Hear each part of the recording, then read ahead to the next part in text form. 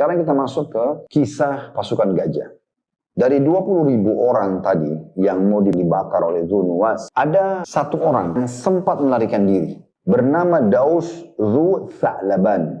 Dia pada saat itu melarikan diri dari prajurit sampai dengan hikmah Allah berhasil melarikan diri.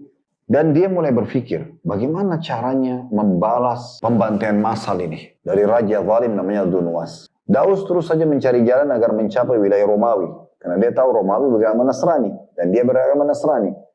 Dan bertemu juga melaporkan kejadian Yaman kepada Kaisar. Nah ini harus dilawan. Tidak bisa dibiarkan kezaliman. Yang kebetulan memang Kaisar Romawi beragama Nasrani. Gitu kan? Dan itu adalah kerajaan Bizantium besar pada saat itu.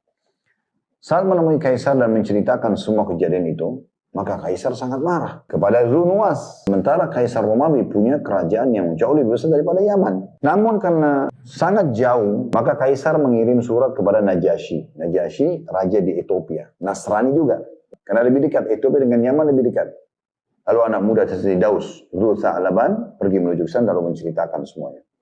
Maka yang terjadi adalah Najasyi pun akhirnya mengatur strategi untuk menyerang Yaman. Dan yang dilakukan adalah dia mengirim pasukan besar dari Afrika, dari Habasyah, Ethiopia, dipimpin oleh dua panglima perang, Iryad dan Abraha. Nah, yang Anda dengarkan namanya Abraha ya, yang nanti Allah akan hancurkan pasukan gajah karena ingin menghancurkan Ka'bah. Nah, asal mulanya kisah Abraha ini dia adalah wakil panglima perangnya Najasyi yang beragama Nasrani.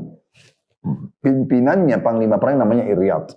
Dua orang ini diutus memimpin pasukan besar dari Ethiopia menuju ke Yaman untuk menghancurkan kerajaannya Dhu Nuwas yang tadi membakar sampai puluhan ribu orang. Hanya tanpa terhindari lagi terjadilah peperangan besar antara Dhu Nuwas dengan pasukannya Iryad dan Abraha. Namun dengan hikmah Allah Subhanahu wa taala berhasillah Yaman dikalahkan. Dan Dhu Nuwas melarikan diri ke laut dan mati tenggelam di lautan tersebut.